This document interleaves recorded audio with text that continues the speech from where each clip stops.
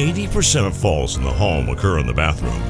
Don't put yourself or a loved one at risk. There's a safe bathing system for everyone's budget. Enjoy a bathing experience that combines safety, comfort, and excellence. If assisted living is not for you, a BCI walk-in tub may well be the answer, giving you the safety and freedom to live independently. A BCI walk-in tub is the most affordable and comfortable walk-in tub in the market today. With our dual drain technology, your tub will drain quickly, and for those that still like the feature of a shower, our two-way bliss gives you both a handheld and overhead shower head. We offer the best financing in the industry with payments as low as $99 per month or no interest, no payments for 18 months with approved credit. For comfort, safety, price, and selection, it's gotta be BCI Walk-In Tub. Be one of the first 50 callers and save $1,500. Call 800-354-4377, 800-354-4377 for a free no obligation in-home consultation.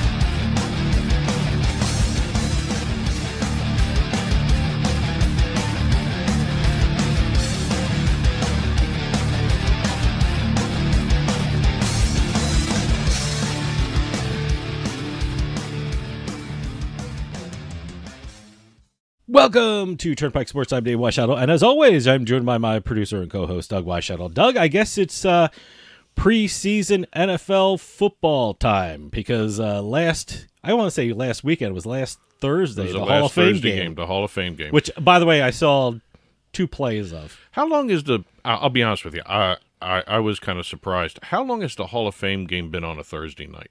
I don't know. I remember it used to be on a Saturday. Yeah, it used to be Saturday. And I'm showing my age by saying that because I'm pretty sure it's been on Thursday night for quite a while because advertising is better on a Thursday night, especially for the NFL.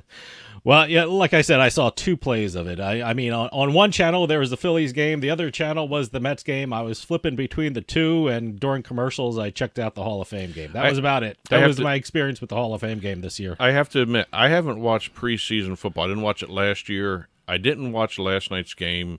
I knew Derek Carr and Devontae Adams weren't playing, and those were the 2 guys I really wanted to see how they would interact.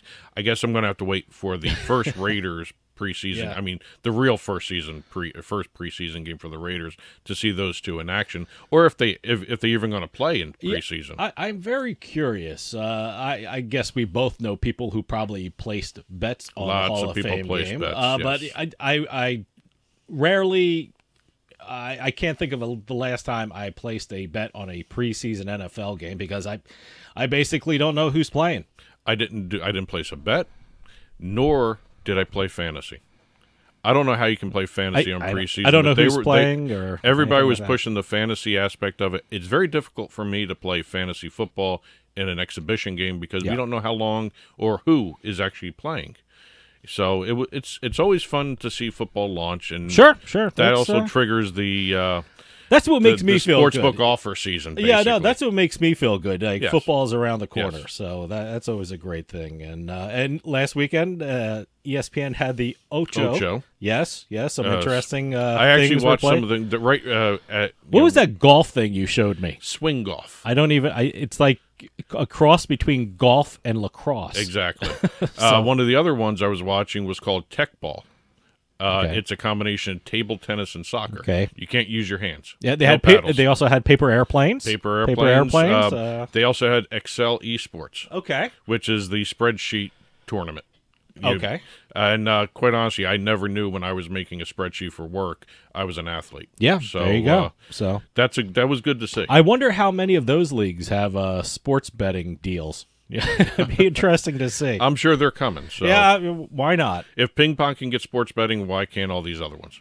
Yeah, well, we got a great show coming up for you. Got a Beatin The House segment and some pretty good jackpots this week. Some really outstanding A lot ones. of them, too. And I'll be talking with Adam Small from usbets.com and Better Collective. We're going to go over all the big gambling stories of the, past month. We were talking about a lot of big stories and a lot of markets coming up. He's going to give us his preview of some of the big markets and what we can expect coming up in the gambling industry. Today's trip down the Turnpike is brought to you by Drizzly, your online liquor store. Available in over 95 cities across North America, Drizzly offers a huge selection and competitive pricing with a side of personalized content. Now there's no need to leave the house. Get alcohol delivered in less than an hour by Drizzly. Head on over to drizzly.com and order today. And now get $5 off your first order of $20 or more when using promo code DRINK19 at checkout. Shop beer, wine, and liquor with drizzly.com. Exit 1. Well, it finally happened. Yes. I think I know what you're talking about. Yeah. Only the most hopeful of us thought this was going to happen on July 31st, or actually, I should say the morning of August 1st. Yeah. Depending on who you talk to. I know the legislators want to say it was done the evening of July 31st, but Massachusetts finally had a compromise bill passed by the legislature. So sports betting became... No, it did not. Well, it's legal in Massachusetts now. They just got to formulate the rules. By the time this airs, it'll probably be signed. The governor will sign it. Yes. The governor... Yeah, he has I'll make a prediction. By the time this aired, the governor will have his signature on it. He had 11 days to sign this. Yes. And since he was given it on August 1st, by August 12th, that was the range he had to sign. Mm-hmm. And I'm assuming by the time this airs, he has signed it. I don't know. And it's going to be an interesting market to watch. By the way, in honor of Massachusetts getting sports betting, I'm wearing my Encore Boston Harbor T-shirt. Well, so everyone's got to realize. I don't know if you can see the logo here. You can see. There's the logo right there. But there it is, according to the law, according to the bill as crafted out of the conference committees, the 3 licensees in the state, Encore Boston Harbor, MGM Springfield, and also Plain Ridge Park, as well as the 2 racetracks, Raynham Taunton and also Suffolk Downs. Yeah, they're all presumptive sports betting operators under the law, and each one can have 2 skins. And then you have 7 untethered skins. Okay. It'll be very interesting to see whether or not the 3 casinos sell the second skins to a competitor in the state. Sure. I'm assuming if Caesars, what have you, DraftKings, FanDuel, all the other big ones don't get one of those 7 untethered licenses, that you may see some deal worked out with the 3 casinos there. Yeah. But it's going to be kind of interesting. You got a 15% retail sports betting tax, 20% mobile. Kind of a. And by the way, sports bettors out there, that doesn't mean you're getting taxed. Exactly. I mean the operators are getting taxed. The amount of people I saw asking questions, asking, if I make a bet, do I have to pay tax on that bet? Well, you're not. That's not what they're talking about. No, in that's this situation. the operator tax. Yes. We've gotten asked that. I don't people understand that. DM'd us. Is that what you call it in Twitter? Yes. Am I getting taxed? Is that the tax I have to pay? Yeah. No, it's the operator tax. I had one where the person asked, every time I make a bet, do I have to pay a tax to the state? No, it's the operator tax. Whatever you win, you're going to get taxed on. If it's your winnings will get taxed if it hits a certain threshold. Yeah. But it'll be kind of fun to watch all this. I saw the Gaming Commission meeting that happened shortly after, or a couple days after August 1st, and they're gonna move slow but steady. Okay. They've actually got a lot of stuff behind the scenes already sort of worked out. They're trying to figure out separate division for sports betting in the Gaming Commission. Yep. I think they need to. Yeah. By the way, you're very committed. You actually sat through the meeting, huh? It was actually kind of it was a very efficient meeting. It was one of the first very efficient meeting. Okay, good. It was one of the first ones where it was just one topic. Mm-hmm. It wasn't everything all over the place. And we'll see when the studies get done. They're going to have a series of roundtables. The first one, they said, is going to be with the casino properties to go through what they think is needed for the regulations. They got to make a compendium of jobs so they know how to do the licensing of the people in addition to the actual operating license. It'll be slow but steady. I think what people have to realize, the general public, it's not going to be as quick as you want. Sure. But it may be quick. It may be quicker, especially in terms of retail, than a lot of the industry expects. I like what some of the people were saying. Can I bet now? Yeah. No, you can't bet now. Yeah, you can't bet now. It shows a lack of understanding of how the actual industry from works. what I'm seeing, I would assume. And the Mass Gaming Commission was very clear when they were making their statements for the general public. Be patient. Yeah. And that's all you got to do. Well, look, for retail, it looks like they can start relatively soon. I'm not, when I say that, I mean a couple months, because look, like I said, I was at Encore, Boston Harbor, and they're ready for it. So is MGM Springfield. I mean, they have the where people sit, they have the cages and things like that. They're ready to go. I didn't count the cages, how many cages they have. It looked like they had 10. I took a picture of it. I should go back and look at the picture and I think count. they had 10, something like that. I don't know. I know MGM Springfield's all set to go. Sure. But again, it's a matter of they got to get the regulations and everything approved. Also, first things first, you got to have it signed. If it's signed by now, great. They're going to be moving pretty much quicker than a lot of other states. Matter of fact, they took advantage of a lot of the conferences that have been going on because they've been talking with other states, as well as some of the operators already, to see exactly what's going to be needed.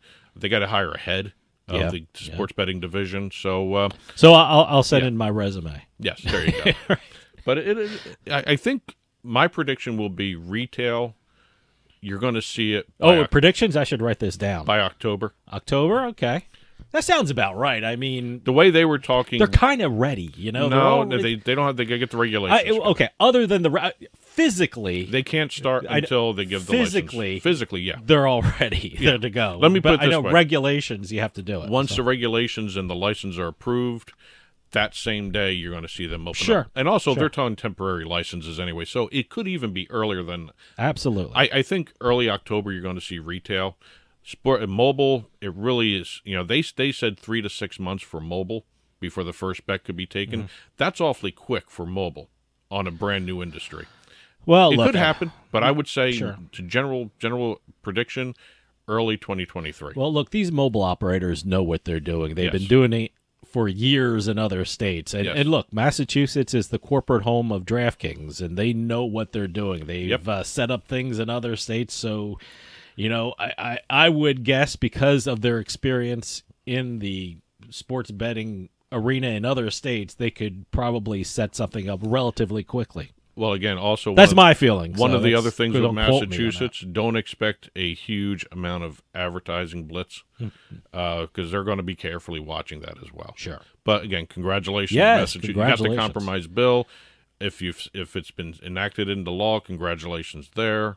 If it hasn't, what's taking so long already on that side? Let me tell you something. I think it's the safest bet in creation that the governor would have signed the bill by the time this airs. He's had it for the entire week now, and he hadn't signed it. So maybe as we're filming this, maybe. I hope this isn't going to be a political football. It's like a big event. He should make it a big event. Well, I just hope it's not political football where he's going to try and get something else done before he signs it. You know, gets a compromise somewhere else.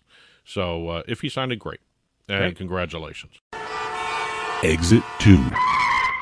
Got a couple eSports deals to discuss. They were kind of unique in the market, and I thought it'd be great to talk about these. I love eSport deals. They're either were like sneakers or clothes, or I think there was a luggage cars. I will tell you this right now. These are the two we've talked about this type of deal in the past, but this is kind of interesting.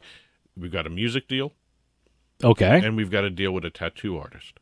That's interesting. Okay. Middle East-based esports company, Galaxy Racer. And we've talked about Galaxy in the past. Okay.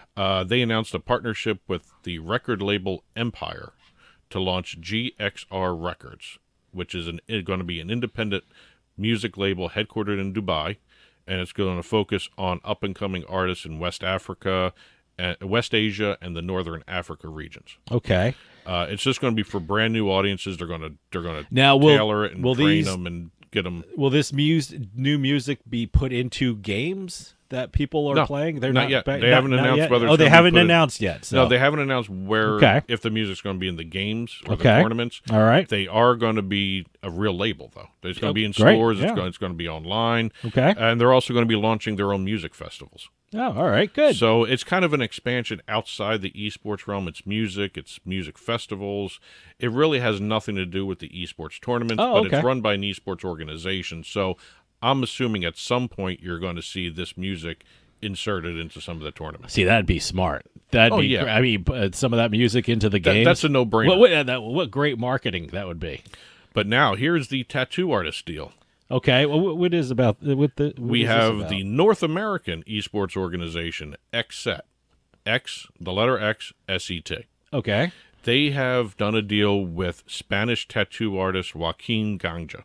Okay, and what they're doing is kind of interesting. They're going to be putting esports gaming spaces in his 2 tattoo parlors. 2 tattoo studios, I should say. Okay. One in Los Angeles and one in Murcia. Wow, that's a great idea. And, that's a great idea. I've never seen a deal like this before because it's a combination of not just an NFT drop and artwork. It's also putting a physical studio in their partner's business.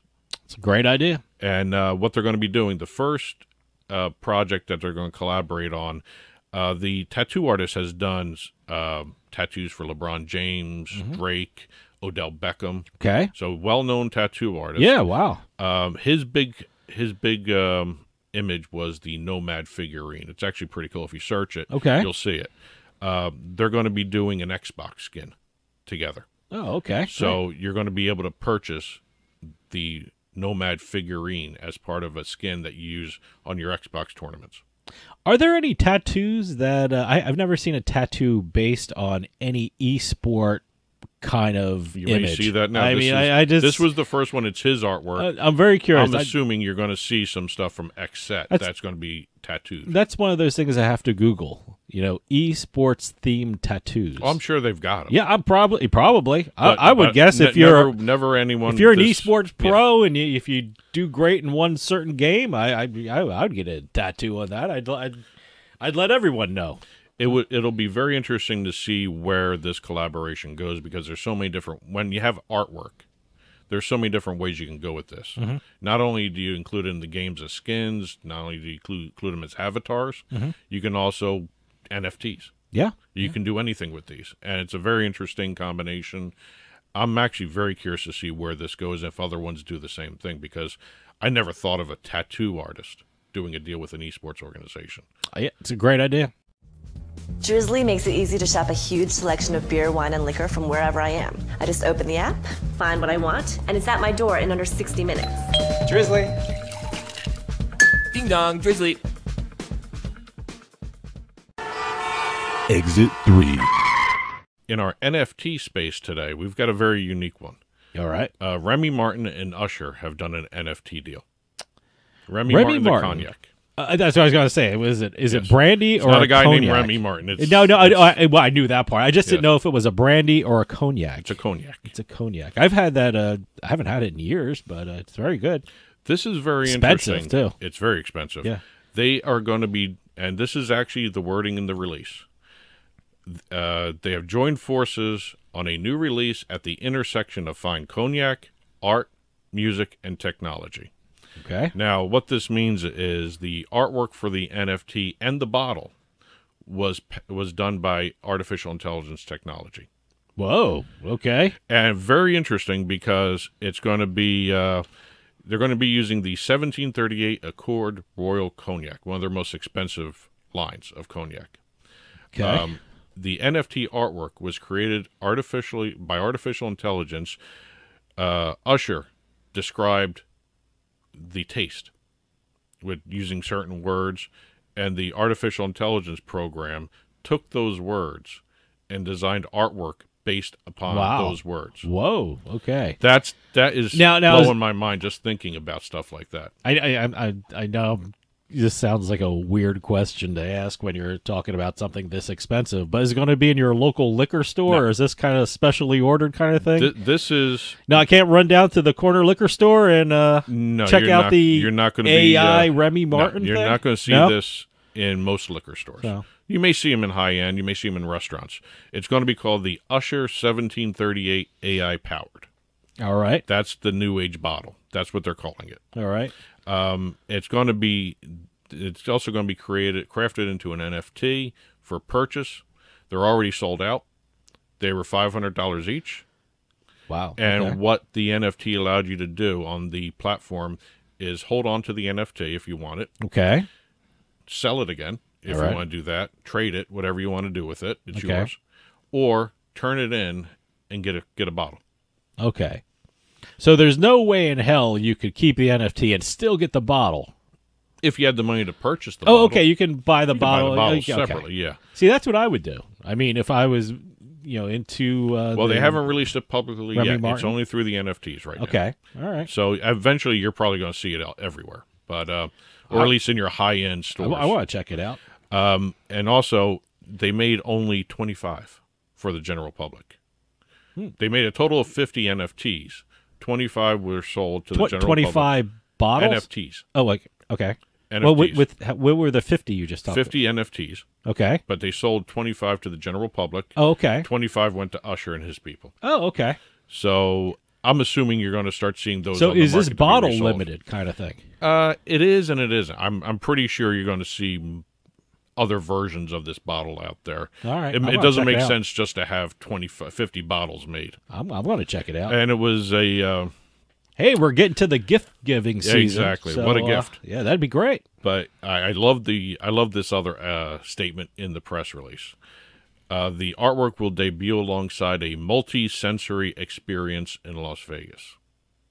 Okay. It's a concert and a light show. Oh, all right. So, again, going to be kind of interesting to watch this one. I love the fact that the artificial intelligence is being used. I think it's a to great create the idea. artwork based upon his description. Oh, by the way, if anyone's interested, the flavors. It's a mixture of toasted bread, vanilla, and brioche. Those are the combination of flavor. That's the flavor profile. All right. For the cognac. Okay. Kind of interesting. I'm glad they're telling me, because if I tasted it, I would not. I don't know. Figure that out. I don't know why toasted bread and brioche make two different tastes. I mean, isn't brioche kind of a bread anyway? It's like a hard bread. Yeah. So, but again, the vanilla may add something to it. okay. But again, it was AI designed based upon his descriptions of how it tasted to him. Yeah, I'll check it out. Exit 4. Last but not least, we have some NFL news. Okay. We actually heard about this a while ago, but the NFL has finally released NFL Plus. All right. Basically, it's like everything else. Everything. Plus. Like Discovery Plus. It's a new or subscription app. HBO Yes. Plus or whatever. Disney Plus. I don't know. NFL Plus, and I guess for people who travel a lot, this might actually be a good thing to get. NFL Plus offers live out-of-market preseason games across all devices, live, local, and primetime regular season games, and postseason games on mobile devices. This is just mobile, right? From what I mobile. hear? Okay. Live, local, and national audio for every game. NFL Network shows on demand, NFL film archives. That's the basic subscription version of NFL Plus, which is going to be $4.99 a month or $39.99 per year. Which isn't bad. If you're traveling and, you want to get the NFL games and all the NFL programs or if you don't on your phone or your... if you don't want to watch it on TV, or your the tablet. audio or the video, the video commentary. If you don't like the commentators, you can get the audio. Yeah, I remember being able to watch a Jets game, shut the sound off on the TV, and listen to the radio broadcast. Yeah, you can do that, but you can't do it with streaming radio because they're like 2 minutes behind. Yes. So, and this no, a lot of people do that. This will be available through the NFL app, as well as all their websites and social media. Now, they have a premium version as well. Oh, okay. The premium version is $9.99 per month. All right. $79.99 a year. All right. It also has everything the basic subscription has, but it also offers full and condensed replays of every game. All right. And the All 22 Coaches Film Show, which is basically coaches dissecting film for you. So the basic $4.99 a month, you get everything basically, all the games and things everything. like that. Yep. Even audio, out of market audio, game. video, Say everything. if I'm in Massachusetts, I can catch the Yes. Eagles game on my Yes. phone. Oh, yes. Okay. If they're not showing it on TV up there. Okay, so that's not bad. But all right. again, I like the All 22 Coaches film. I like show. how I twisted it to myself. And, Yes. Well, hey. how does this benefit me now? If you're buying an app, it's got to be about you. Yeah, I guess so. And also the NFL franchise valuations came out by Sportico. Okay. They do this every year. Average is it Dallas number one? Oh, it's always Dallas. It's always Dallas. Okay. Average NFL franchise is worth $4.14 billion. All right. That's up 18% year over year. Let's see, the value of NFL franchises total, all of them, including team-related businesses, real estate held by owners, $132 billion. Wow. That's all 32 NFL teams together. Dallas are the most valuable franchise in football and also all of sports, $7.64 billion. They're $630 million ahead of second-place Yankees. Wow. And Okay. Major League Baseball New York Yankees. They have 16 NFL franchises worth at least $4 billion, and there are 7 versus 7 other sports leagues, 4 MLB, 3 NBA. Mm-hmm. So NFL basically is top 10 of all valuable franchises across all sports. Yeah. So I think it's safe to say NFL is still king. Oh, yeah, absolutely. And just one last note about the valuations. The NFL accounted for 75 of the 100 most watched programs of 2021. Really? Wow. Including 90% of the top 40.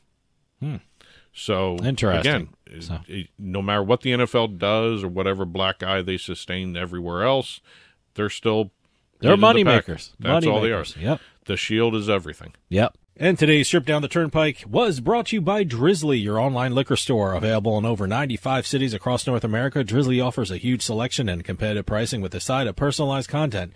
Now there's no need to leave the house. Get alcohol delivered in less than an hour by Drizzly. Head on over to drizzly.com and order today. And now get $5 off your first order of $20 or more when using our promo code DRINK19 at checkout. Shop beer, wine, and liquor with drizzly.com.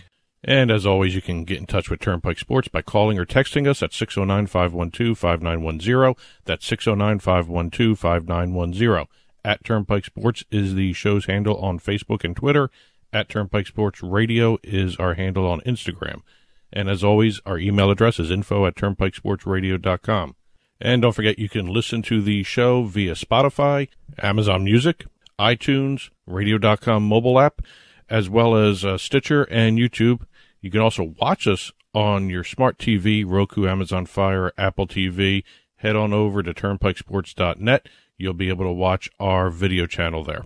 Well, we got a great show coming up. We got a Beatin The House segment. But right after this, I'm talking with Adam Small from usbets.com and Better Collective. We're going to go over some of the biggest gambling stories out there. So stick around. We'll be right back with more Turnpike Sports.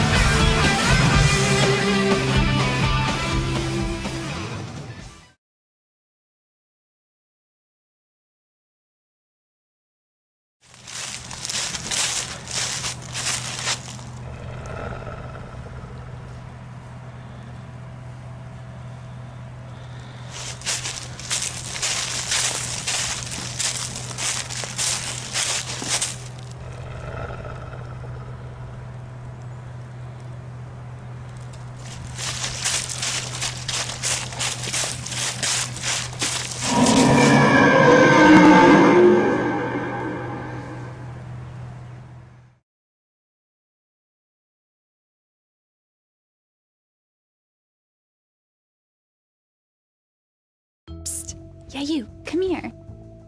Haven't you heard? We don't need to hide anymore.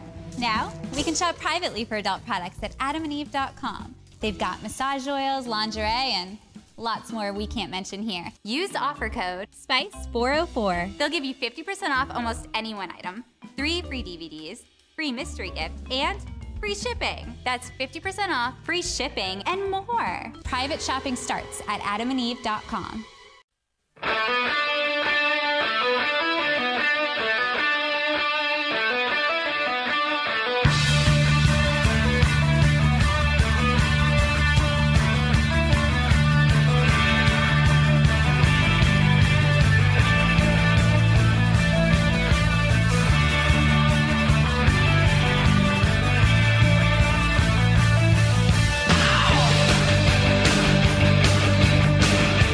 Welcome back to Turnpike Sports. Dave Weischadle with you here. Lots of things are happening in the gambling world, whether it's media deals or new states getting ready to launch sports betting. It seems like something's happening every day. And as always, when we want to get the latest in the gambling world, we turn to our friends from Better Collective. And this week we have a returning guest. In fact, he's been on the show so many times that I've lost count. From Better Collective and usbets.com, it's always great to welcome back Adam Small. Adam, thanks for coming back on. It is always great to be here, and appreciate that intro. I'm remembering back to, it was probably like 5 years ago now when I started coming on this show, and yeah, I would basically come on every month at that time, and now we have kind of a rotating cast because we're a bit of a bigger organization now. I'm definitely well in excess of probably 20 or 30 visits. I don't know. We need an official count. I just don't know. But actually, it was great to see you. We saw each other at SBC Summit North America in New Jersey last week, and we were talking, and the last time we actually saw each other and were together at a conference was the East Coast Gaming Congress in Atlantic City, the day Atlantic City allowed sports betting. So it was quite a while back. Perhaps a couple of things have changed since then in our space. But yeah, that was, I remember the day incredibly well because I had plans to go to that conference. It's the only time I ever went to that one. And then, PASPA went down, and it ended up being that, like, the exact day of the conference that was when Monmouth Park was launching their sportsbook, their in-person sportsbook. It was about a month later that online began. But a bunch of people that attended the East Coast Gaming Congress then drove up to Monmouth Park, which I think is, a couple hours away. And we're also there for that. We actually, on that same trip, John Brennan inked his contract with me to come and work for us. He's still working with us today, which is great. And I remember that he was still doing some other freelance work and was covering the conference and then drove up to Monmouth Park as well. And a bunch of people did that. And that was a crazy time. That was the beginning of kind of everything that's happened since. There was a lot of excitement. I think a lot of uncertainty about where things were headed, if state legislatures would, get on board. Obviously, we already had, I think West Virginia had done their thing at that point, but and Pennsylvania had worked it into their, big gambling legislation, but there wasn't a whole lot of certainty about, we didn't know about states like Indiana, Tennessee, Colorado, certainly about New York and Arizona and, some of the stuff that's happened more recently. So it was really the beginning of a lot. I remember sitting with you and Doug. I'm being long-winded here, but no, go ahead. Sitting with you guys and having a beer at that conference, and we were all just kind of looking forward to seeing what was coming in the next few years, and now it's been 4 years, and let's just say it hasn't been boring. We were sitting down, we had a beer, and then I think we went to a conference or something like that, or a talk, and 45 minutes later it came over Twitter that Borgata had started taking bets. So that was the weirdest day ever. But when we were talking about it at the conference, I walked around and I saw the panel subjects, and I was like, boy, things have really changed since we last saw each other. And all the sports betting and iGaming conferences, all about marketing and how much the media has become involved in the gambling landscape. How much has the media become involved in the gambling landscape and the marketing field? You're directly in it. You do a lot of that work. How much has the media and gaming really gotten involved with each other? Well, it's been huge. And this was an area that I definitely would have predicted even back then, at least on some level, that, mainstream media and just kind of media with a broad scale audience was going to really pick up the tail on this and move with it. And the reason being that just a lot of times they don't have enough to talk about as it is. And so they're almost like manufacturing news or manufacturing ideas of what to cover.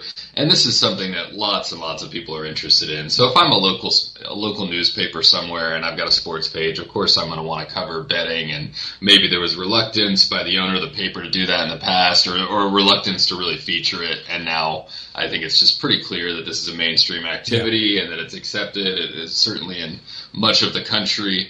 And so that kind of coverage has really picked up. There's been a lot of obviously growth in the affiliate space, including what we do with SportsHandle and US Bets and some of our other sites. There's been a lot of growth in the mainstream media partnering with affiliate space, as you've seen Better Collective do deals with NJ.com, which they're no longer doing, but NJ.com, continues to provide sports betting coverage. We have a deal with New York Post where we provide via the Action Network sports betting coverage very regularly. We've got to deal with Affiliate Inquirer, and so you're seeing major publications actually partner with affiliates in many cases in the U.S., but then you're also seeing others like CBS is just kind of starting to produce their own affiliate content and see if they can be a part of that whole game. So there's a lot going on, and I think it's no surprise. This is an opportunity for media. The sports betting operators still lose money, like all of them, at least every year in the States. And the ones that make money overseas, that really make money, have been pretty reluctant to really go on a major push in the U.S., probably because they don't like losing money. They like making money. And on the media side, you just got an opportunity to be profitable right away. I said, Jason Robbins is a lot wealthier than I am on paper, but the companies I've started have made a lot more profits. At the conference, you were part of a panel, and I want to get the title of the panel right: Mastering Digital Marketing, Data, Content, and Experience. And when we talk about digital marketing, what do you mean? I mean, it seems like that term covers a lot of potential outlets. Are we talking about social media outlets like Facebook and Twitter? Does that cover streaming media? I mean, right now we're talking on the radio, but we're also on a streaming television platform. When we talk about digital marketing, what are we referring to? It's a good question. I think that it's a term that hasn't been fully hashed out in terms of how people use it. So, like you, I hear it in a broad number of different definitions, I guess. The way I look at digital marketing is it's basically taking the function of marketing, which is effectively trying to bring new users to a product, and just all of the online efforts to do that. So it can be a wide variety of things. I mean, if you Google a product that you want to buy and you find in search, you'll probably see a bunch of results for that product. And maybe the first ones you see are actually paid ads, like where Amazon, is paying. They've got a cost per click search team that's paying Google for those spots above the organic search results. And then below that, you might see the exact same thing from Amazon at number one in the organic search results. So they're paying for an ad spot and they're number one in organic. So those are two different forms of digital marketing. Another would be social media, as you said. Others would be purchasing of online ads, just like the kind of stuff that you see just when you're visiting some content website and you see ads there. There's something called retargeting, which is sometimes you viewed a product and then later you're surfing the web and you see ads for that same product, where there are these networks that basically tell ad servers what you've been looking at and try to serve you those same products and ads again later on. All this stuff for me falls under the umbrella of digital marketing. The spot that I fill in it and my groups fill in it is really organic search. That's what we focus on, content marketing and organic search, where we are basically attempting via publication of content to rank for relevant search terms in Google and produce revenue and customers for our partners. So we do quite a bit of that. We do other things. I mean, what I'm doing right now, where we're talking about our products is a form of marketing, but the main thing we do is organic search. It occurred to me during one of the meetings my brother and I were having, because the radio show, we have a House of Cards and Turnpike Sports. We were having a meeting with one of our advertisers, which is a sports book, but they also were a streaming television network. And one of the offers we promote is if you sign up with the sports book, you get a month free of the television streaming service. The sports book said we're doing great with the sports book, but the television side said we're outperforming everyone with regard to people signing up for their TV platform, because people were using our code to sign up with subscriptions to the TV side, and we don't even run commercials for their TV side. I mean, they were thrilled, and they said, we don't know what you're doing, but keep it up. And I was just thinking, okay, we're not even targeting people for their television side. We don't run any advertising for their television side, and we're trying to figure out, it's a great compliment when you say, I don't know what you're doing, but keep it up. But it's not a real marketing plan we can use. So it's not actionable. So yeah, going forward, I know they want us to keep doing what we're doing, but going forward, I mean, do marketers and affiliate marketers have to take into consideration, maybe more than the sports book, maybe the tentacles that come out of the sports book is another source to make money with? Absolutely. And the people that we have now that run our commercial team, which is kind of just our business development team at Better Collective, that's a team that's growing really quickly just as the needs keep piling up between all our properties. And that's something that they really have to take into consideration when doing these ad buys or affiliate deals is, what are all the various ways that we are serving our partners and can serve our partners. On the one hand, you can look at it as, making sure that we try to get paid for all the different ways they benefit from working with us, and that's definitely an element of it from our side. But another element of it is just making sure that we're giving them everything we can be giving them from a marketing standpoint. That, if they have various products and various ways to be reached that benefit them, that we're not just focused on one, like registering for their online sports book, for example. I think a good way to kind of take us back a few years is to look at when online gambling first launched in New Jersey. This is 2013. Yeah. Something that I always believed in strongly, well before that all happened, was that a big benefit of bringing online poker, which is what I was focused on at the time, but also, these other online products to these casinos, is that as you start tying them into the rewards programs, as Caesars, I understand, has done very effectively, for example, that you can start tying online play into real life rewards that people already understood, whether that's buffet comps or free nights or whatever. I think free nights would be the one that makes the most sense, just because ultimately bringing someone into a property is the most profitable thing, as I understand it, that a casino can do. Like, that they have a lot more value to just getting someone to come stay the night there than they do to getting them to play a little bit online or anything like that. So what they really want is to get people in the door when possible. And it seemed like these online casinos and poker sites, while they could produce revenue on their own, could also be very effective at getting people more integrated with their entire product line and bringing them into their more profitable areas, like casino visitation. So I always thought that made a lot of sense and kind of ties into what you're saying there with connecting the products. I think you've got a various lines of threads that this could go in our space. You've got something like Fubo Gaming that very clearly has something kind of like what you're describing. I don't know if that's the vendor you were talking to or not, and you don't need to say, of course, but I'm not going to comment. They've got a TV service, and clearly, they have more things that they're interested in signing people up for beyond just gaming.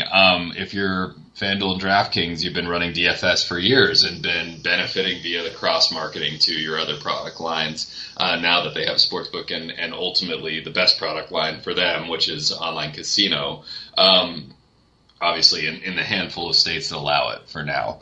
But we're seeing that around the industry in various ways. Places that have live casinos, that they can bring people into those. Places that have other verticals they can make money off. And I think it's an area where you might see struggles on some level, even from market leaders like FanDuel, that they don't have enough outside of their online products to really capitalize on with these user bases. It might be something that you see them attempt to change. Maybe Flutter will buy some online or some brick-and-mortar casino company. Maybe Flutter buys. I don't know. I'm just speculating, but I could see that happening as they realize that there's a lot of synergies to owning brick-and-mortar properties, and you see like BetMGM on the other hand. Very closely tied into real life casinos and rewards and probably benefiting from that. How much does the gaming industry, do you think, depend on social media? We mentioned social media before, and walking around the SBC conference, I saw a bunch of panels about it. I want to read you some of the panels I saw. One was called What Betting Brands Are Performing Best on Google. Another one was called Influencer versus Affiliate Marketing. And then one discussion was called, I'm probably going to screw this up, Micro Betting and the TikTokification of Sports. I mean, it seemed, God. Yeah, I know. I didn't know what the hell that was. Those were Mad Libs, Dave. That's one big word they had, TikTokification. But, I mean, obviously it's becoming important, but how important is it to the gaming industry, and especially for affiliate marketing, for the making money for the gaming industry? Do they have to depend that much on social media? Yeah, I mean, they do. And the reason they have to is just because that's where people's eyes are. Yeah. So, you want to get new customers or you want to get people's attention. That's where you got to be because, yeah. I mean, I don't have the exact numbers, but I'm sure it's, a huge percentage of Americans and people everywhere whose eyeballs are on social media for at least some decent number of minutes per day. And that's just a way to get in front of them. You send people emails and guess what people do with them? They just hit the delete button. Mm-hmm. It's the first thing I do every morning, and I bet it's the first thing you do too, or a lot of people do, is I go through and delete like 100 emails that I've gotten overnight. And I don't look at them really. I just kind of make sure they're not from anyone that I actually want to read email from. And then I delete them all, and I end up with 3 emails that I actually want to read in the morning every day. So, this is a problem with email, is it's just oversaturated, right? But if you can effectively target on social media and get yourself in front of people who are looking and engaged, you can do a lot better with that. And it's a big part of the reason that you see a lot of stuff that kind of seems like nonsense on social media from sports books. Post your favorite baseball moment or whatever, stuff that's designed to get people to respond to it. It's not because they actually want to have a conversation about what was the greatest home run of all time or whatever. It's because they want you looking at and thinking about their name. So the more they can keep you responding and engaged with them, the more their name sticks in your mind. Over time, it's a battle for your attention and for ubiquity in a sense, and it's really key to their efforts. There's just nothing else out there quite like it. Now, does that mean that I think that every conference needs to have 20 panels that just scramble up every buzzword imaginable? The vertical integration of social media, TikTokification, or whatever. No, I mean I don't think that's necessary. Sometimes I think these panels are a little ridiculous, but for the most part, I think SBC does a pretty good job of getting relevant stuff out there. Now, the last time you were on the show, I think it was the week when New York launched their mobile sports betting, and obviously they became the #1 sports betting market in the country, and not only that, they were already the #1 media market in the country. The launch of New York had a huge impact on the sports betting industry in this country. Did the New York launch also have a huge impact the way sportsbook operators and the gaming companies market themselves? I mean, it is the marketing capital of the world. Do they take ideas from New York and just redo the way they market themselves? It's interesting. I don't think that's necessarily the case. Mm-hmm. I think New York has certainly changed just the national perception of where sports betting is headed. I think that there was a period of time of about, let's say, 3 years after PASPA went down, where the view was widely among industry insiders that all 4 of the 4 biggest states were always long shots until they could happen. I think everyone would have said, 10 years from now, yes, most of those states will be online. But, in the next 3 years, it's going to be tough. And it always just seemed tough. And the fact that New York happened, that it's, kind of the cultural and economic capital of the United States in a lot of ways, to me, I think it was a bit of a just a seismic land shift, even if, it hasn't, I don't think, changed that much of what the industry is doing. I just think it's brought more people from outside the industry to the view that this is a very mainstream activity now, and it can be treated as such in the media and in marketing campaigns and so on and so forth. New York industry is troubling in some ways in that there were only 9 operators authorized there.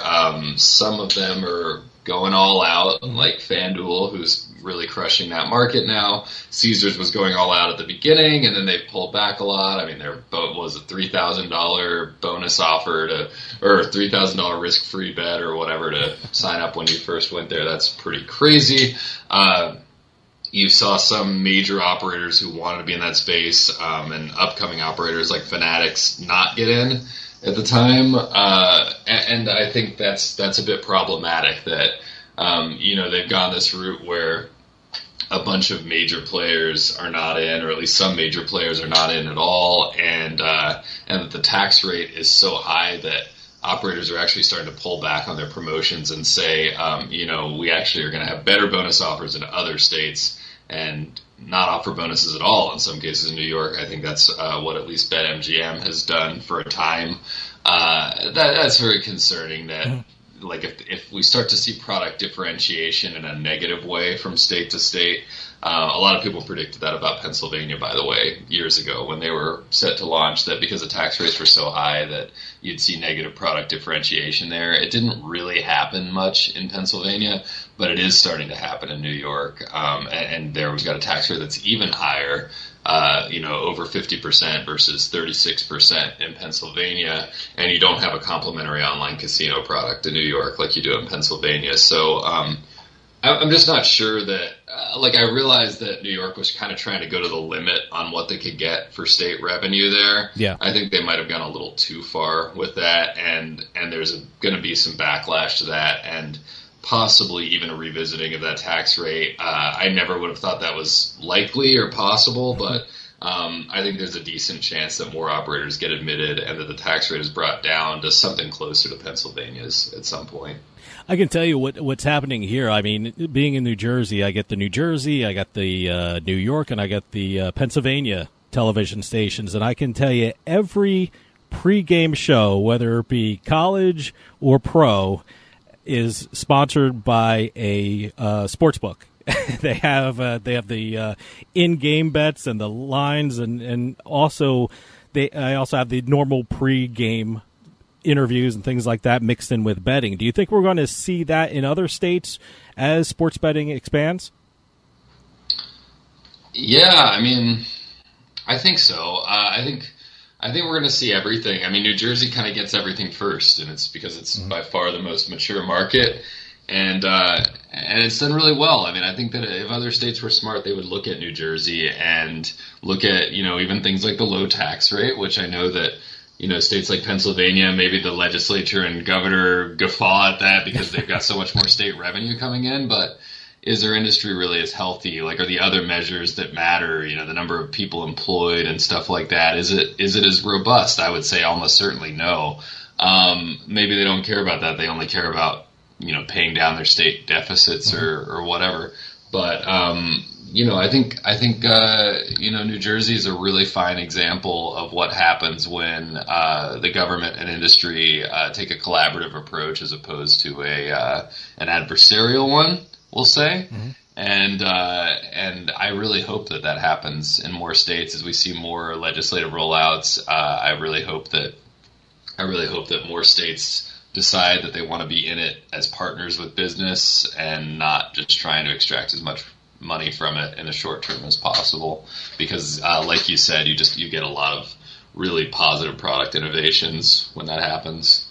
Well, prior to New York's mobile launch here in New Jersey, everyone was terrified what it would mean for the New Jersey sports betting market. I mean, what has been shocking to a lot of people is that consistently New York and New Jersey have been 1 and 2 every month in sports betting handle. Does that speak to how big and how important the sports betting industry it is itself? I mean, not to say anything about the New Jersey market, the New York market, just the general sports betting industry itself, that these two states that are next to each other has been 1 and 2. Yeah, I mean, well, it's all about the New York metro area, right? For the most part. New Jersey obviously has a lot of Philly as well, but it really is all about that New York metropolitan area, which is just a huge population center, as everybody knows.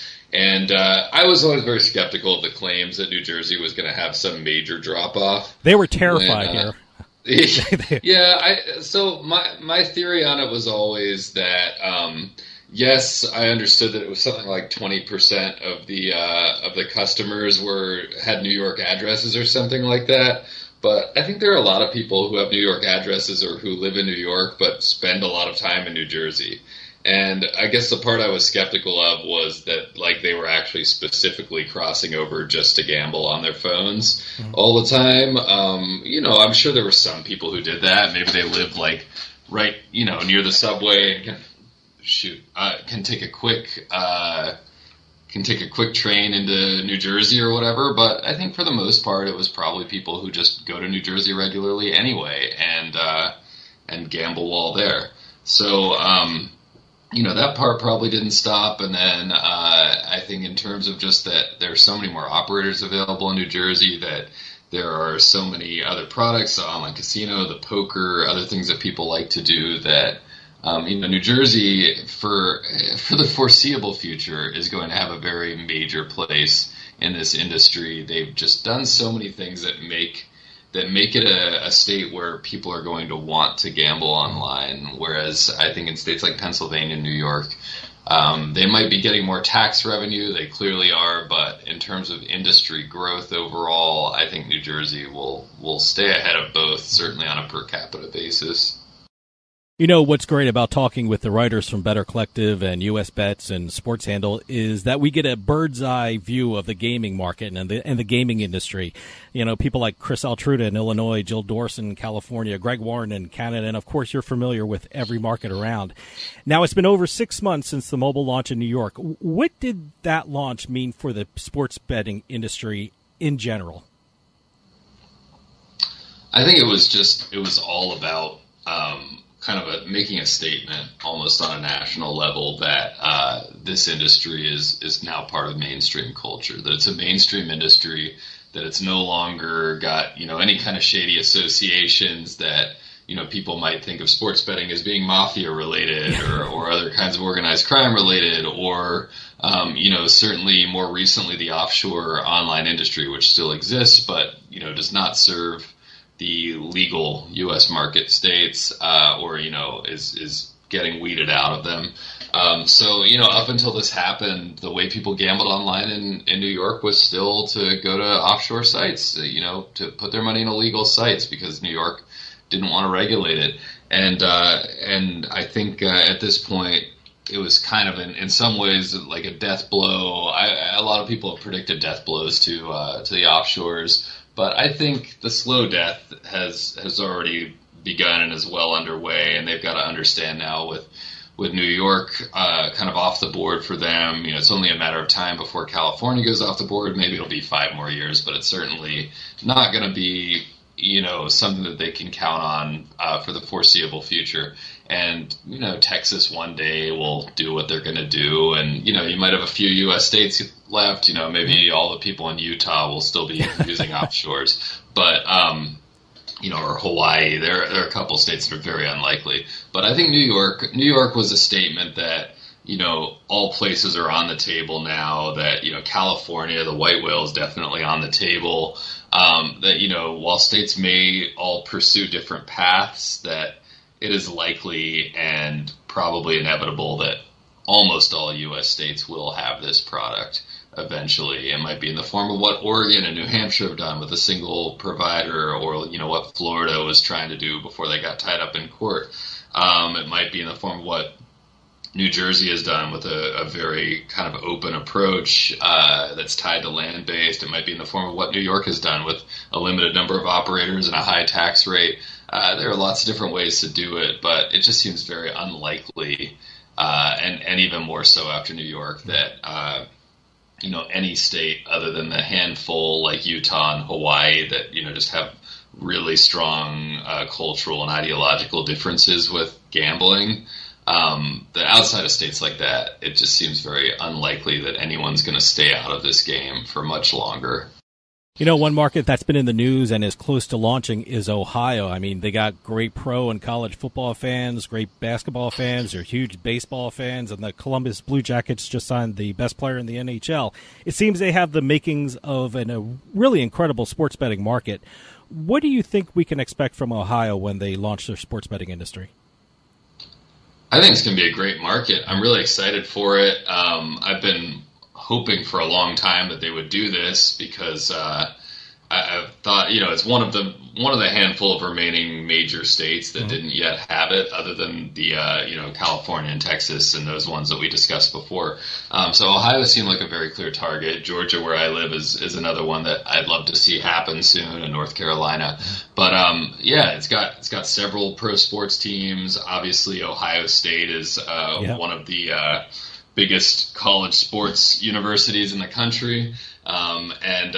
Tons and tons of sports fans in Ohio, and it's a big population state. I know it's in the top 10. It's been in the top 5 at times in my life. So it's a very, very major market, and it seems like it's going to be well regulated, although they have certainly taken their sweet time getting it live. But looks like it's going to be around January 1st, and I saw that, among others, that Fanatics is coming to play, and obviously BetMGM and all those guys, the big ones. And it seems like it's going to be very competitive, robust, and we're really excited about it. We've got a site, ohbets.com, that reports exclusively on this market. We hired a wonderful reporter, Don Emmons, from Toledo. You may have met him at the conference as well. But he's been just terrific covering this market. A lot of experience in the traditional newspaper space, and based up there in Toledo. So he's got his feet on the ground right around Michigan there as well, and knows what's going on. And we're really ready for it. We're excited to push ahead in that state. Are you a little surprised that it's January 1st? I would think they would move heaven and earth for it to start before the football season, with Ohio State, and they have 2 great pro football teams. Are you hearing anything that it could possibly be moved up, or is January 1st pretty firm? Have you heard? I think it's pretty firm, as far as I know. I think we in the industry who know this space so well and get so excited about it all kind of overestimate how much regulators actually care. If they make it in time for football season or whatever, they might care in some places where they're really tied closely to the industry. But Ohio's trying to get it right, and it's hard to fault them for that. There have been launches that have gone different ways in different states. I remember Tennessee wanted to be live by the Super Bowl in early 21, and instead they weren't live until the middle of the next football season. I think they launched November 1st of I'm sorry, not 21, 2020. But yeah, I think they launched it around the very end of that year, and they were hoping to be on by the Super Bowl. Sometimes, things get delayed and move slower for various reasons. Michigan and Virginia both launched in January. They were kind of late in the NFL playoffs, kind of right before the low season, but in time for the Super Bowl, at least, when they came on. You just see this done different ways by different states, and I think the bottom line, the most important thing by far, is to get it right, much more so than to be on by a certain time. So I'm glad they're trying to do it the right way and have a smooth launch. We're running a little shorter on time, but I want to ask you your thoughts on California. They have 2 referendum questions on the November ballot. Do you think sports betting is in the foreseeable future for California? Yes, I do. I think I talked about this a bit on our own podcast, Gamble on usbets.com. We had our 200th ever episode, and I was on there with Dan Bach, who I believe has been on your show before as well. and we had a little chit chat, and one of the things we did was predict which year we think each of the remaining big states, the top three, I guess Florida, Texas, and New York, that we'd actually see more illegal sports betting. I say more because, for like a couple days in Florida it happened long enough for Calvin Ridley to lose his entire salary for an NFL season, but not much beyond that. But yeah, I mean, California strangely could be the first of those three states to be on. I mean, it depends on how Florida's court case goes. It's really complicated with the tribal compacts and all that stuff. I definitely think California is on pace to get it done. It's been a historically incredibly complicated place to pass any kind of online gaming legislation. Poker was the big thing for years. They were trying to get online poker passed for a bunch of years in the mid-2010s, and it actually came really, really close in one year. I think it was 2016, if I recall correctly, that it came incredibly close. It had the support it needed. It was, ready to sail through committee and all that. And then at the last minute, there was some kind of scandal about, it had nothing to do with online poker. It was just like an op-ed got published about one of the sponsors of the bill or something, and all of a sudden it got pulled. Seemed pretty shady, the whole thing. But, this is what happens in politics. The tribes don't want something. They're just like other political actors. They're going to dig up dirt on you and try to put a lot of pressure on legislatures to do what they want. So, you never know what's going to happen in a state like that. There are so many interested parties. And you remember this, Dave? Like, they were actually, like, the California card rooms were going to pay off the racetrack $60 million a year just for them to get out of the way politically and let online poker happen. I mean, if they were willing to pay that much per year for online poker, imagine like the money that's going to be flowing from entity to entity to grease the wheels on sports betting. So one way or another, this is going to happen. Well, let me ask you something. When or if California gets sports betting, will that be bigger than even the New York launch? Will California's numbers blow away New York's numbers? Yeah, of course. I mean, the state is, about twice the size in terms of population of New York? I think it's approximately twice the size, maybe even more than that. I think it's about 40 million people. Their economy is like the size of Europe's economy, I think, the whole continent. So, of course, California is going to just blow New York out of the water. It might not happen in month one, but it'll happen pretty quickly. And the marketing blitz is going to be absolutely insane there. And the gold rush on like the affiliate and media side and all that, I mean, it will be a sight to behold. So, Don't underestimate how crazy it's going to be out there. That state is like no other in this country. New York's a special state, but California is on another level in terms of the potential for a sports betting market. Adam, we're running out of time, but can you give out some of the websites for Better Collective so people can read the articles and keep up with what's going on in the gambling world? Absolutely, yeah. And thanks again for having me on, for letting me give a quick plug. I always appreciate it. So the main site that in my network that we provide news on is SportsHandle.com. That's sports with an S, handle.com.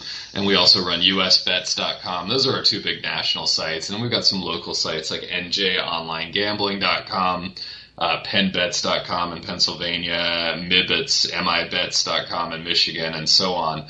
We've got a number of those. We've also got a New York site, nyonlinegambling.com. And then in the broader Better Collective universe, we've got Vegas Insider, we've got the Action Network, we've got Roto Grinders, which is a daily fantasy sports community. So we've got quite a number of properties, and we would love for your listeners to come and engage with us one way or the other. Adam Small from Better Collective, thanks so much for coming on and giving us an update about what's going on in the gambling world. Always great to talk to you, and it was great seeing you at the SBC Summit North America. By the way, Better Collective always has the best booth at the SBC Summit, so anytime Better Collective is at a conference, go check them out. It's a great time. Adam, thanks for coming on, and we'll talk to you soon. Thanks so much. Stick around. We'll be right back with more Turnpike Sports.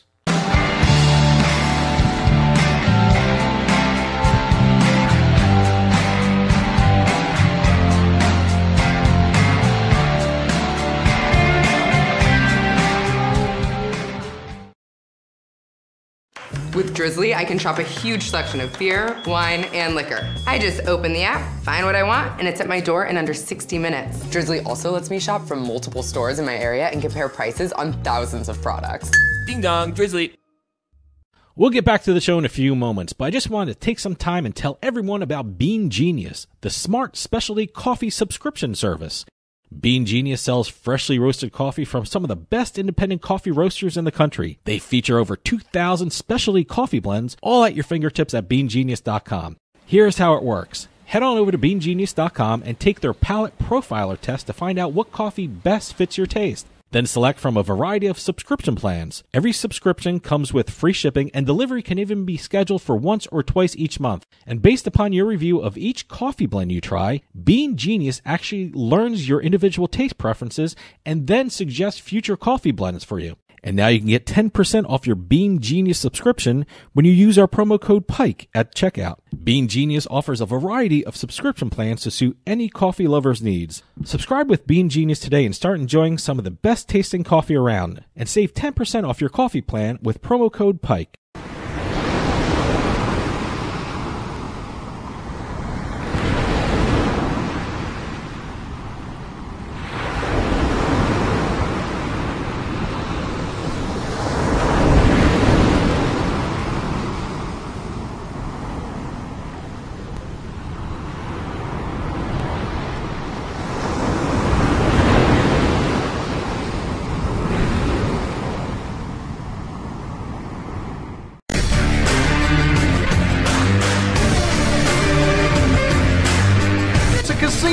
People gotta win sometimes.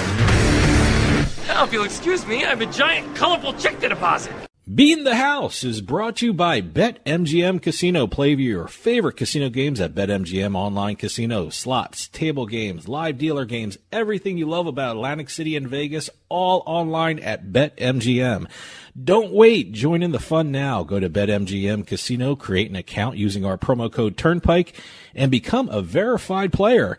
New players get $25 free when signing up, plus a first deposit bonus up to $1,000. That's promo code Turnpike at BetMGM.com for a 100% deposit match up to $1,000 plus $25 free. Grab a lion's share of the fun at BetMGM.com. Must be 21 years or older to place a bet. Terms and conditions apply. Gambling problem? Call 1-800-GAMBLER. And welcome to the Beatin The House segment of our show. I'm Doug Weischadle. I'm with my co-host Dave Weischadle here, talking about the different slot jackpots, casino jackpots, Keno, bingo, Pie Gal, poker, bad beat jackpots here in this segment. We're going to crisscross the country. Please keep those press releases coming in. info@turnpikesportsradio.com is the email address to send the press releases over to us. And this week, we're going to start off in Las Vegas. Okay.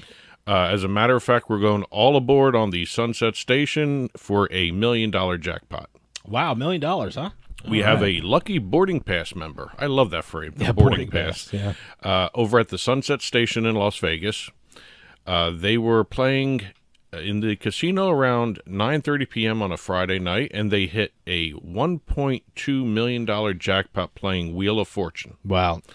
I always say Wheel of Fortune. That's just like a money machine. Well, you know, when you're talking brick and mortar casinos, it's going to be something like a Wheel of Fortune or one of the Buffalo games from Aristocrat, or even the Dancing Drums Explosions. Now we're starting to see a lot of the exact amount, $1.262 million on a $7 bet, and this $1.2 million jackpot hit just on their third spin of the machine.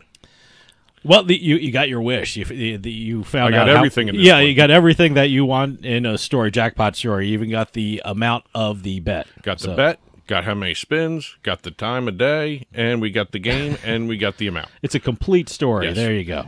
The actual exact amount was $1,262,000, $132.28, and it was the Wheel of Fortune Progressive. Wow, good. Staying at Sunset Station, we have another story coming out of there. We have a 7-card straight flush playing Pie Gal poker. Pie Gal. 7-card straight flush won a jackpot of $210,097. It was a progressive. Mm-hmm. And the winner, who chose to remain anonymous, put a $1 progressive bonus bet. Wow. It was the side bet for Pai Gow Poker. That's the key to Pai Gow. It's about the side bet. Always about the side bet. Always side bets. So we have 2 winners at Sunset Station this week. Wow. Staying in Vegas, we're going to go over to the Cromwell. We have another table game winner. A visitor from Mexico. He's heading back to his country with a few extra coins in his pocket. He hit a massive jackpot. That's the press release's wordings. Playing Ultimate Texas Hold'em. Okay. The guest, identified as Alan D., hit the jackpot of $878,682 playing on a Thursday morning at the Cromwell. Wow. Alan had only played the game for 2 hands before hitting this jackpot. So first we have 3 spins. Now we have just 2 hands before we start seeing some huge jackpots being paid out, which is pretty cool to see. I'm not too familiar with the Cromwell, so it's one of the smaller ones. It's been around for a long time. It's a popular place. We've mentioned them. We've had them on several times. Oh, really? Okay. All right. Cromwell. Staying in Vegas, we've got another Vegas jackpot to hit. We're over at the Orleans, Las Vegas local this time. He hit Boyd Gaming's regional linked Pai Gow Poker progressive jackpot. Another Pai Gow Poker. Another Pai Gow. $338,703.99. That 99 cents makes all the difference in the world.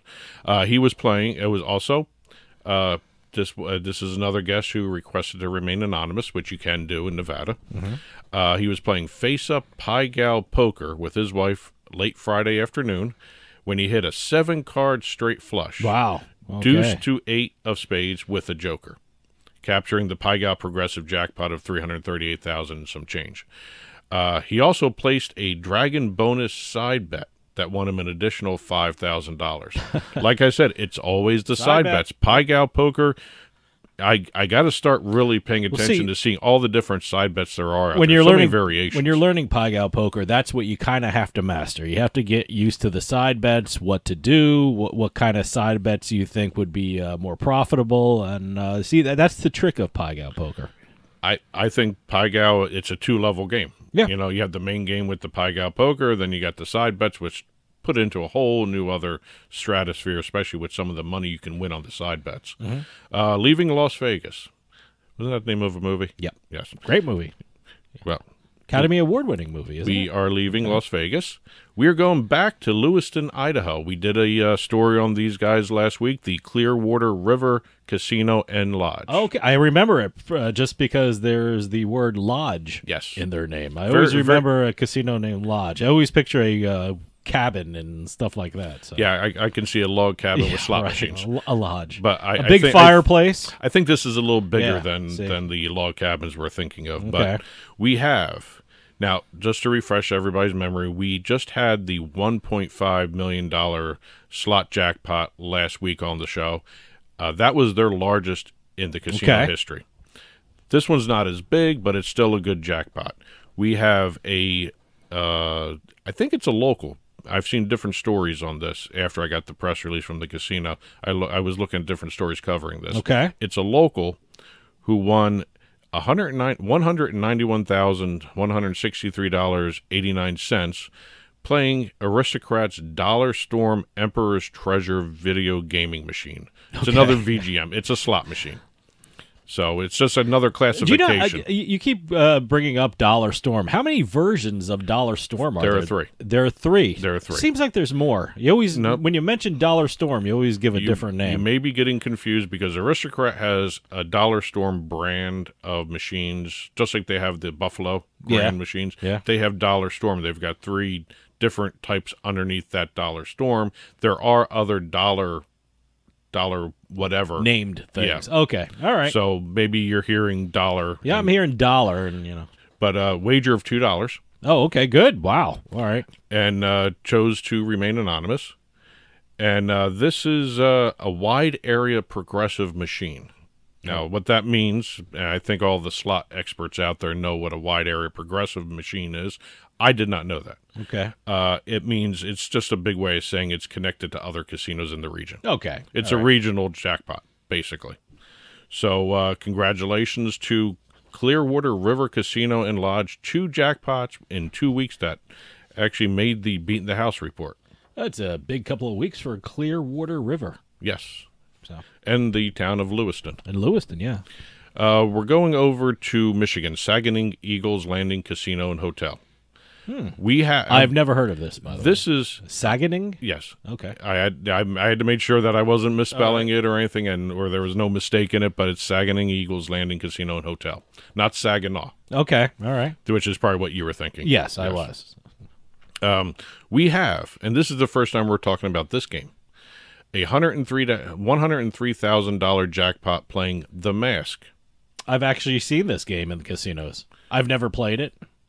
Not a big fan of the movie, so I just didn't draw me to it. But I've seen it in casinos. Well, the movie, the first one was okay. That second one they made was just they should not have made the second one with the baby mask. I don't think I saw the first one. Honestly, Jim Carrey? Yeah, I honestly remember seeing it a couple times. A couple times? I didn't see it once. So, well, when you see it in the theater once, and then cable plays it to death. Yeah, I guess so. But I just never watched it. I just never. But the Mask game is based on the 1994 movie, and it includes scenes and music from the film. Oh, okay. So I actually got to take a look at this machine. I've seen it, but I've actually. So if I went into a casino and played the Mask game, as a matter of fact, does it count as me seeing the movie? No. No. Okay. No. As a matter of fact, with the shirt you're wearing right now, the Encore Boston Harbor. Yes, I know. I believe I saw the Mask there. Oh, okay. So that might have been a place. Don't quote me on that one, but I believe I saw the Mask on the floor in Encore. I think the one slot machine I played there was Dancing Drums, and I don't remember the version of Dancing Drums. I know there's a lot of dancing drum things. So I'm pretty sure I played a pirate themed slot machine, which was kind of interesting. It had skull and crossbones everywhere, buried treasure, all that stuff. Didn't catch the name of it. It was one of those big cabinets that were looking down at me. I know it was a dancing drum thing. I just don't know what version. So. Well, we're going to make our way all the way across the country back here, and we're going to do our Jersey Jackpot segment again. Oh, okay. I know I just did one, but we have 14 more jackpots. There's more, huh? 14 more between when we just did this and now. Well, lots of people are in the casinos in New Jersey, yes. So you're going to have lots of jackpots. So, how many do you have? 14. Right now?